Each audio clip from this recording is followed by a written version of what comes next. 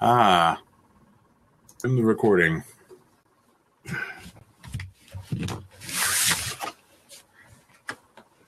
Welcome back to another installment of 30 Videos in 30 Days, with Jason Dyer and Paul Wofford Jr. What's going on, everybody? It's part of our parallel effort for the Indiegogo campaign that we're currently running. We're trying to get ourselves down to Austin, Texas, July 29th through the 31st. To attend the Worker Cooperative National Conference at the University of Texas down there. You can find our YouTube channel, youtube.com/deepvideolive, and see the other installments. I think there's 7 heretofore, different videos, mostly with different types of creators and folks who are maintaining integrity and ownership of the things that they are producing right now. Today, we're going to talk to you about the 7 principles or guiding principles of a worker-owned cooperative, aka the Rockdale principles. You don't need to know that. That's not on the test, but it is the thing. There's many more principles than there are actual many more Rockdale principles than there are actual cooperative principles. But we'll go ahead and start with the very, very most important thing that you need to know, which is what is the definition of a cooperative? A cooperative is a business that is owned and operated by the people who would use or consume its goods or services. Part of that process is what we're getting into now. So I'll just lead into the first one, number 1. It is voluntary and open membership. All cooperatives should have these things in common. And this is one of the things that you can help to vet the legitimacy of the cooperative. You might come across artist collaboratives, you might come across promotional companies, you might come across fledgling recording industry things, right? Media companies, video, record, whatever. And they might all say that they're in it to win it and they're all working together. But the thing that will help you sort out if that's legitimate or not are the following principles. So number 1, voluntary and open membership. Cooperatives are voluntary organizations open to all persons able to use their services and willing to accept the responsibilities of membership without gender, social, racial, political, or religious discrimination. So is there a part of that that stands out to you? The fact that they're willing to accept the responsibilities of membership.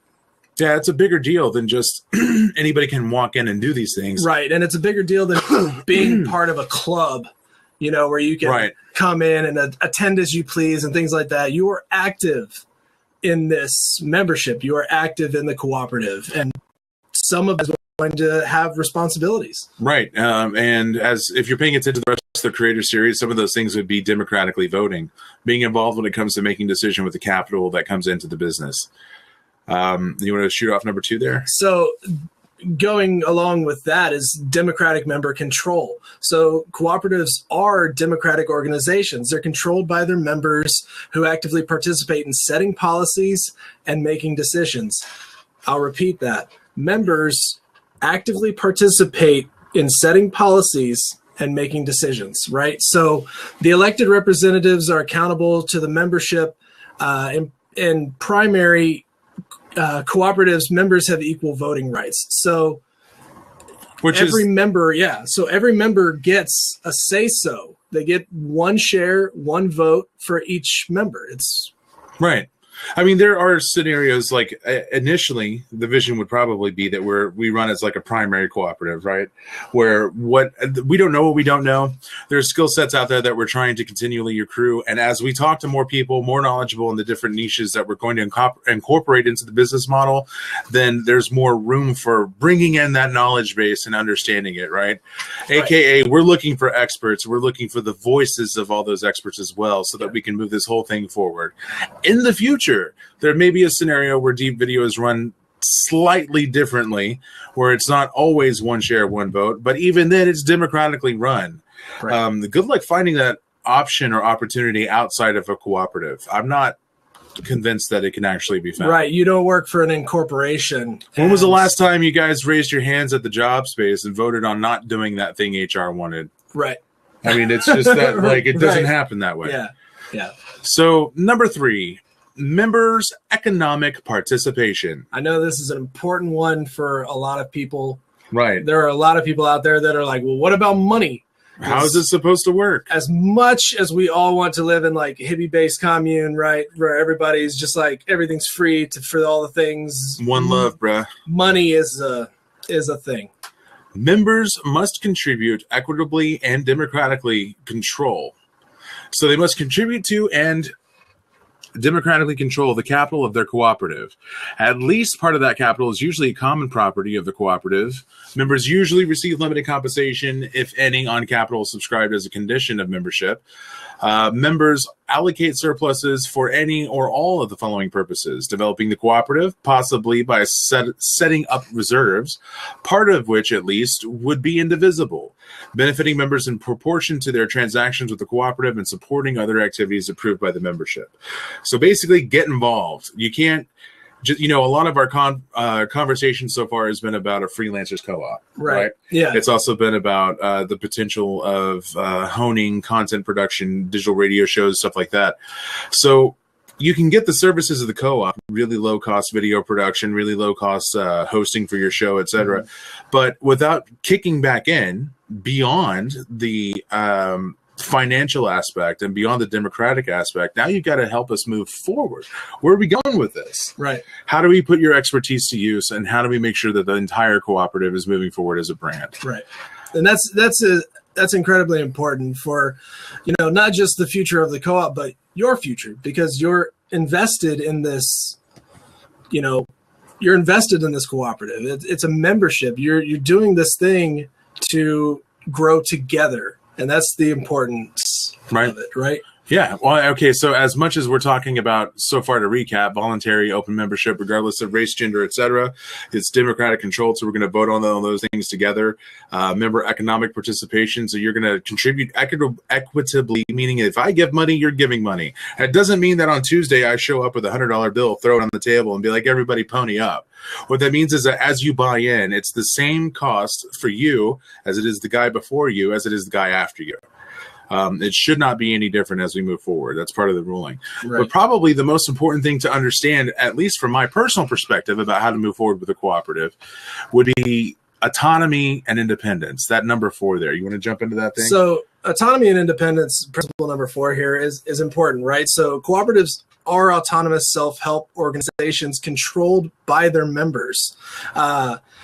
If they enter into agreements with other organizations, including governments, or raise capital from external sources, they do so on terms that ensure democratic control by their members and maintain their cooperative autonomy, right? So as in, you're not going to compromise anything that you've already set in motion, right? Everything's going to be voted on, and it's important that all of those principles or bylaws are kept in place, right? But bylaws is another subject that we. Well, you cover. Also don't want to so. The thing that I'm looking at as a potential issue with this is that people will absolutely find a way to exploit the goodwill and standing of what a co-op is about, right? Because co-ops are innately a nonprofit. They're more about us than they are about me. And so they look good with paired with certain types of advertisers, maybe the people who are trying to reach out to more of the independent producers of either content or product or what have you.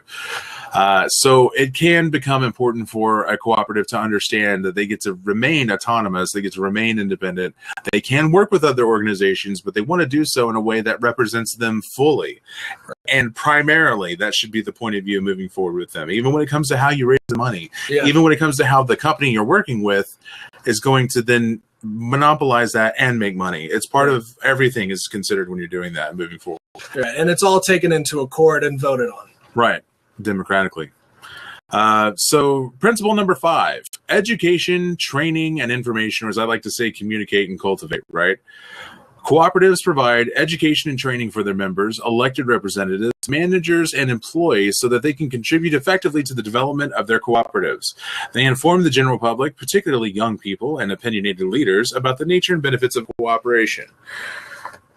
So basically, the co-op is designed to help you succeed without getting you the skills that you need in the particular job function that you are undertaking, without being able to continue that knowledge and prove that you're able to continue to accrue skill, then we're doing nothing. We're just standing there, spinning our wheels and not able to actually make the next things that have to happen. Right, yeah. Do you get that in other places? Our argument is probably not so much. In fact, one of the major issues I take with digital radio stations, and the reason I want to duplicate that model but make it a co-op, is that I feel that they do not educate their hosts enough. I think that at a certain point, if you educate that person too much, then you lose your product because they realize they can do it without you, or that they're being vastly overcharged for what it is that you're trying to provide to them. And thus they just move on. They find another place to go, another place to be. Right. They're not trying to grow you. Right. They're not trying to personal growth. Same thing with job growth, right, is important. I think it's like a happiness identifier. It's one of those things where, you feel the company's investing in you. You're investing in the company more so than just your time. Like you should get something out of it than just a paycheck or just or in the case of those places, right? The digital networks or whatever, you're not getting a paycheck from them. You're paying in. Yeah, that's the odd thing about it. You anyway, we'll tilt at that business model at another point. Of course. So Principle 5, education, training, and information. We want to get you there. So number 6 would be cooperation among cooperatives, right? So it's really it's not super niche, right? This isn't something that people have dreamed up. Cooperatives exist. They're out there, right? They're all over the place, right? So they feel that they should share amongst each other first. So specifically, cooperatives serve their members most effectively and strengthen the cooperative movement by working together through local, national, regional, and international structures. Cooperatives are international. They're all over the place. Yeah. Mondragon in Spain, Alessio Santa out of the UK. There's, I'm sure, tons and hundreds more. There's a whole bunch. There's lots, but that was the first thing that came to me. It behooves cooperatives to work with cooperatives. Why? Because we're all trying to maintain autonomy. We're all trying to maintain independence. There is always some sense of servitude with the underlying reason of a cooperative coming together. Because remember, what is a cooperative? It is an organization that is owned and operated by the members that would use its goods or services. Right. So that leads us all the way to the 7th and final principle in this installment of 3030. Concern for the community. While focusing on members' needs, cooperatives work for sustainable development of their communities through policies accepted by their members. Which is to say, I guess you could bring this all down into one term, which would be stewardship. You're supposed to take care of your people. Right. You're supposed to look at the forward momentum and give a shit about that over the right here and the right now. Right. Love thy neighbor, that kind of thing. Right.